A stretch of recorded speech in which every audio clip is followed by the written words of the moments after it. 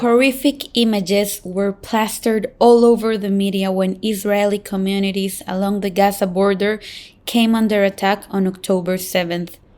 For residents of these communities, the images will be forever etched in their minds. When they rescued them, they had to go through a lot of corpses. They had to find their way on mountains of corpses. The soldiers told them to close their eyes, but a lot of them didn't. And it comes up, the blood, the darkness. Lee is an art therapist working with the children of Kibbutz Be'eri to help them express their feelings so that they can start healing after surviving what no child should ever have to see.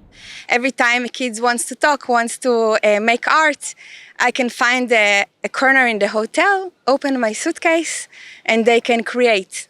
And their creations are incredible. They tell a lot. They tell a story.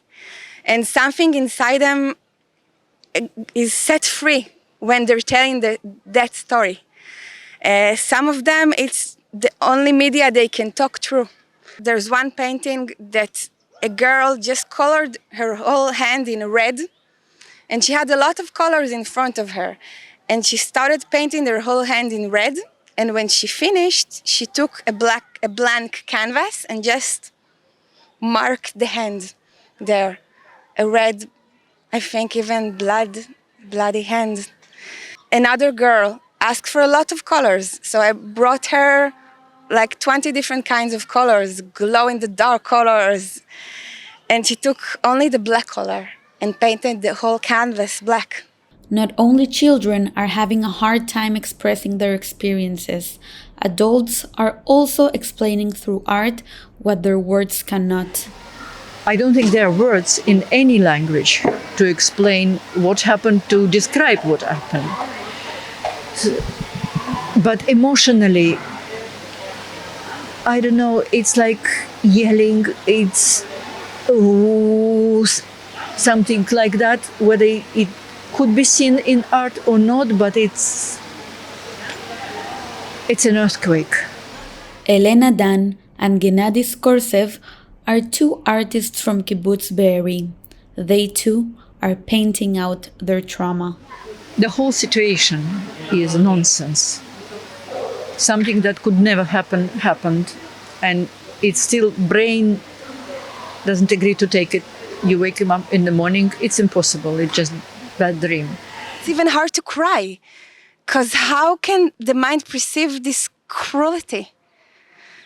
How can a child handle losing both their parents, seeing them killed, seeing the horrors, the abuse of their bodies, of their families?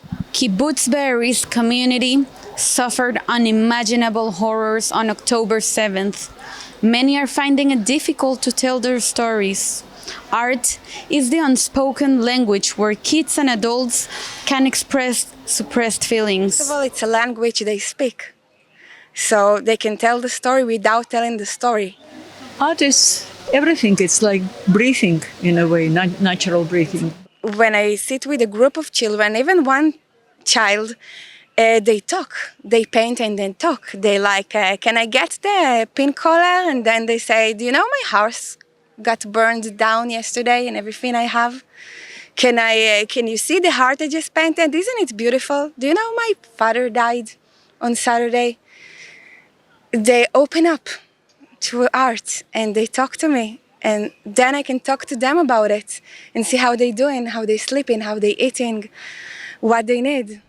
As art helps humans to express themselves, it also makes them deal with bitter feelings that the mind had locked inside to protect itself.